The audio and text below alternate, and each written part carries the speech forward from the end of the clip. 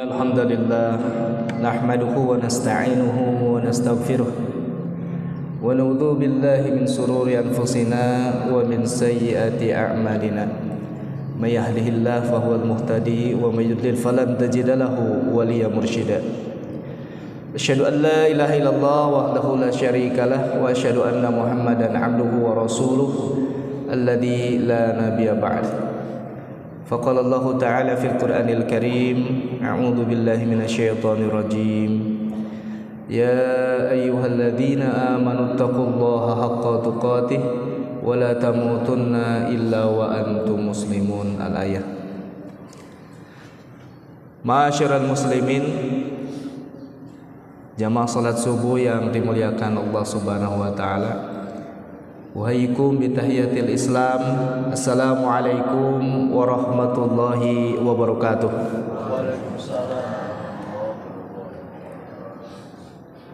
Pertama yang paling utama, kita senantiasa memanjatkan puji dan syukur kehadirat Allah Subhanahu wa taala. Alhamdulillah atas izin dan karunia-Nya kita masih dapat menghirup udara pada pagi hari ini dan melangkahkan kaki kita dengan ketulusan dan keikhlasan menuju masjid untuk menunaikan salat subuh yang telah diwajibkan oleh Allah Subhanahu wa taala. Mudah-mudahan apa yang kita lakukan dicatat di sisi Allah Subhanahu wa taala sebagai amal soleh dan menjadi kebaikan kita di yaumil jazaa. Amin ya rabbal alamin.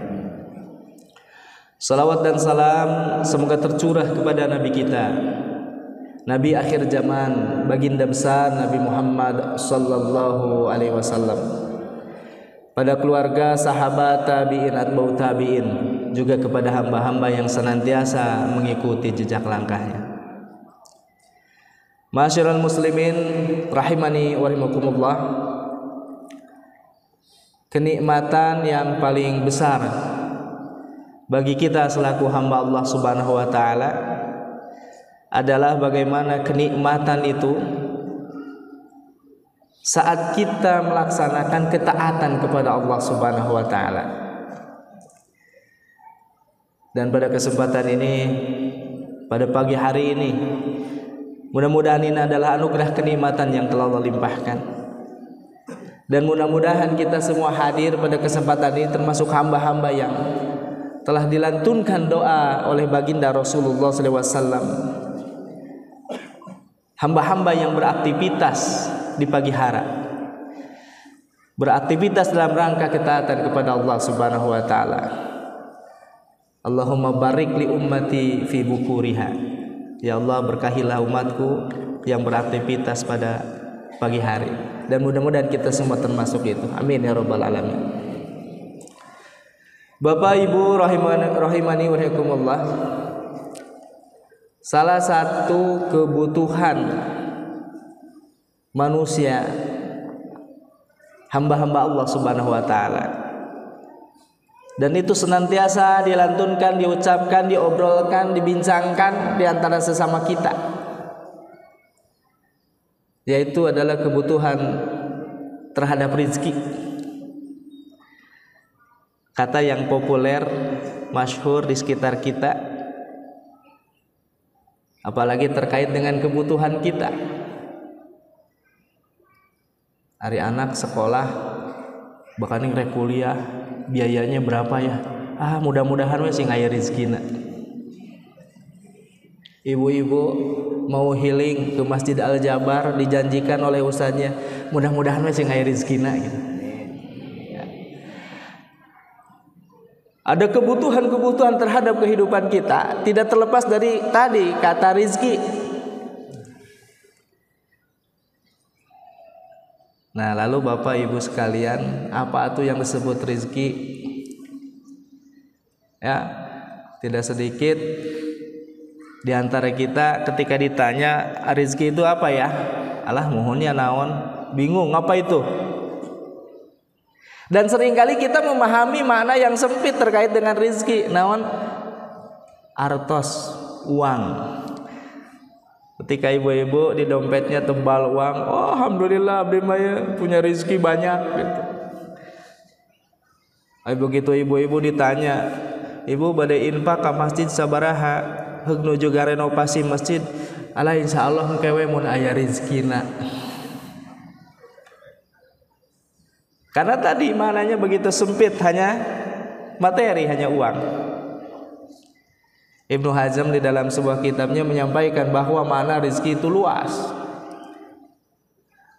Min malbusin wa mat'umin, apa yang dipakai, apa yang dimakan, hatta sihhatan, sehingga kesehatan pun itu termasuk rezeki yang sangat luar biasa. Begitu juga al-aql wa sama', pendengaran kita, penglihatan kita, pemikiran kita itu adalah bagian daripada rezeki yang tak terhingga. Dan kalau kita kaitkan makna ini dengan kehidupan kita, betul sekali Bapak Ibu sekalian. Yang dipakai, yang dimakan, termasuk juga kesehatan kita. Apalagi terkait dengan kesehatan ya Bapak Ibu sekalian. Dalam kehidupan kita selalu dikaitkan kesehatan itu identik mahal. Nah, mahal. Ya karena kalau ke rumah sakit biayanya berapa ketika kita dirawat. Komo lamun teu gaduh BPJS ku ayeuna. Waduh repot. Sekian juta. Ya. Maka identik apa? Sehat itu adalah mahal bagi kita. Maka sesungguhnya kalau kita kaitkan tadi adalah rezeki yang begitu agung dari Allah Subhanahu wa taala. Ikhwatul iman yang dimuliakan Allah Subhanahu wa taala.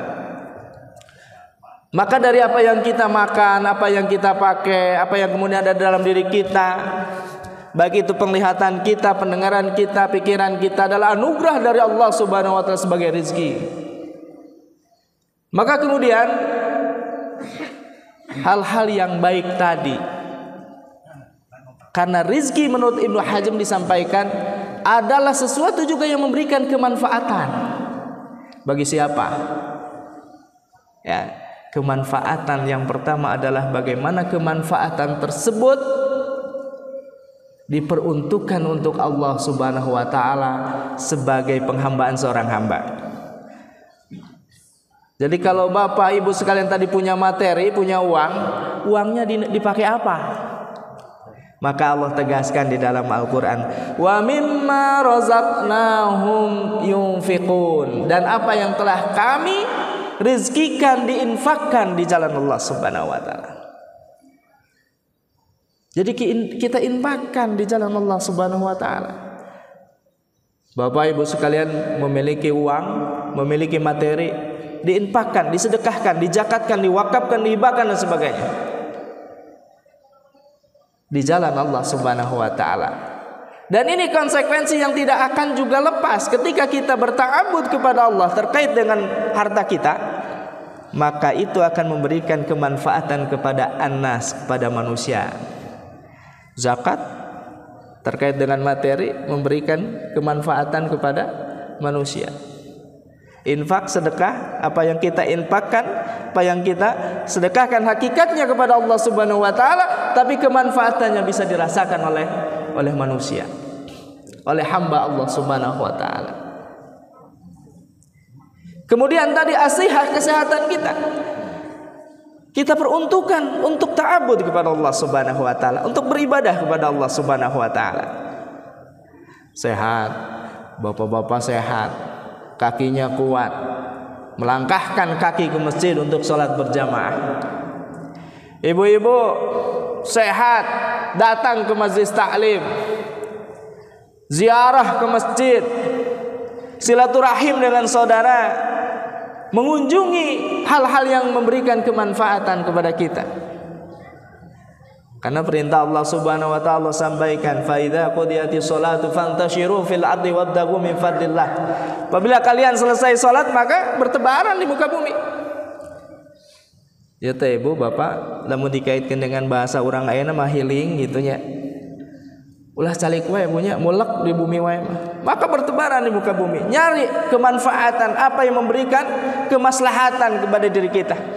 Apalagi tadi mendatangi majelis taklim, Selain kita bertemu dengan saudara-saudara kita, kita juga mendapatkan kebaikan-kebaikan. Datang ke masjid, bapak-bapak, melangkahkan kaki ke masjid, Masya Allah, anugerahnya yang sangat luar biasa. Selain sholat, kemudian kita mendapatkan kebaikan-kebaikan yang sangat jelas sekali disampaikan oleh baginda Rasulullah SAW. Bahkan setiap langkah-langkah kita dihitung memiliki kebaikan dari sisi Allah Subhanahu wa Ta'ala. Ikhwatu iman yang dimuliakan Allah Subhanahu wa Ta'ala, maka tentu juga yang tidak dilupakan adalah kalau kita kaitkan tadi dengan materi, dengan kesehatan, dengan pakaian dan sebagainya, bagaimana kita mendapatkannya? Ini yang kemudian tidak boleh dilupakan.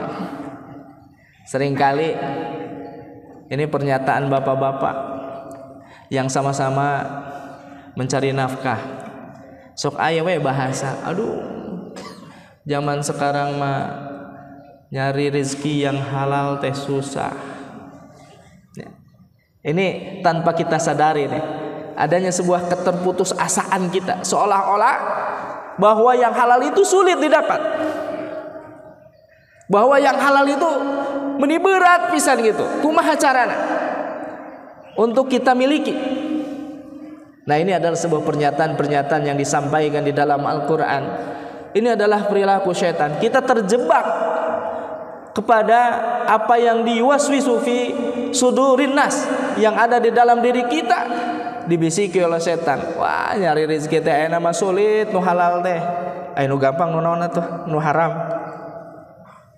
Nah, ini yang kemudian pernyataan menjadi keliru, bahwa sesungguhnya terkait dengan materi mencari nafkah, sesungguhnya Allah sudah tadi, fantashiru fil ardi wabtagu min fadlillah. Kita mencari dan keutamaan yang telah diberikan oleh Allah Subhanahu wa Ta'ala di muka bumi ini begitu luasnya, begitu banyaknya. Sejauh mana kemudian kita sabar, kemudian sebagaimana kita berikhtiar itu dengan kejuhudan, kesungguhan kepada Allah Subhanahu wa Ta'ala untuk mendapatkan yang baik, yang thayyib, yang halal. Kenapa? Karena tadi setan akan senantiasa meragukan kita, akan senantiasa juga mengganggu, menggoda kita agar kita terjerumus kepada yang halal, yang haram. Wa antaqulu 'alallahi ma la ta'lamun. Dan mereka mengatakan apa yang telah ditentukan oleh Allah Subhanahu wa Ta'ala dan mereka tidak tahu. Artinya seperti tadi pernyataan, aduh rezeki nu halal mah hesenya susah ya. Padahal mah tentu banyak sekali kemudahan-kemudahan Allah. Kalau kita kaitkan seperti contohnya saja di dalam makanan, kenapa manusia seringkali tergoda dengan makanan yang haram? Padahal kalau kita lihat di dalam Al-Quran maupun dijelaskan oleh baginda Rasulullah SAW, sesungguhnya makanan-makanan yang halal itu lebih banyak dibandingkan dengan yang haram. Yang haram disampaikan di dalam surat Al-Baqarah, surat Al-Maidah tidak banyak. Ibu bapak sekalian bisa lihat surat Al-Maidah ayat 3. Dirunut apa saja yang haram, sedikit dibandingkan dengan anugerah Allah Subhanahu wa Ta'ala yang halal. Maka disinilah perlunya kekokohan kita untuk sabar untuk mencari rezeki yang halal, rezeki yang kemudian diridhoi oleh Allah Subhanahu wa Ta'ala. Maka ikhwatu iman sekalian yang dimuliakan Allah Subhanahu wa Ta'ala, sebagai poin terakhir dalam kultum ini saya perlu menegaskan, sebagaimana Rasulullah SAW menyampaikan, bagi kita memberikan keteladanan bagi kita, dan itu diikuti oleh para sahabat, para tabi'in, bagaimana komitmennya untuk mendapatkan yang halal sekalipun harus menghadapi kesusahan-kesusahan, kesulitan-kesulitan. Karena tentu yang halal akan mendatangkan keberkahan dari Allah Subhanahu wa Ta'ala di dalam kehidupan kita. Yang kita kejar adalah bagaimana rezeki ini bermanfaat, sebagaimana penegasan Ibnu Hazm tadi. Harta bermanfaat di jalan Allah, kesehatan kita bermanfaat di jalan Allah, penglihatan kita, pikiran kita berada di dalam jalan Allah. Dan itulah yang kemudian dinamakan rezeki bagi kita sebagai kaum muslimin. Itu saja yang bisa disampaikan, mudah-mudahan bermanfaat. Apa yang benar datang dari Allah Subhanahu wa Ta'ala, Rasulnya, yang salah mohon kehilapan dan kekurangan saya kiranya dimaafkan dan juga diluruskan. Aku qouli hada astaghfirullah wa lakum. Wassalamualaikum warahmatullahi wabarakatuh.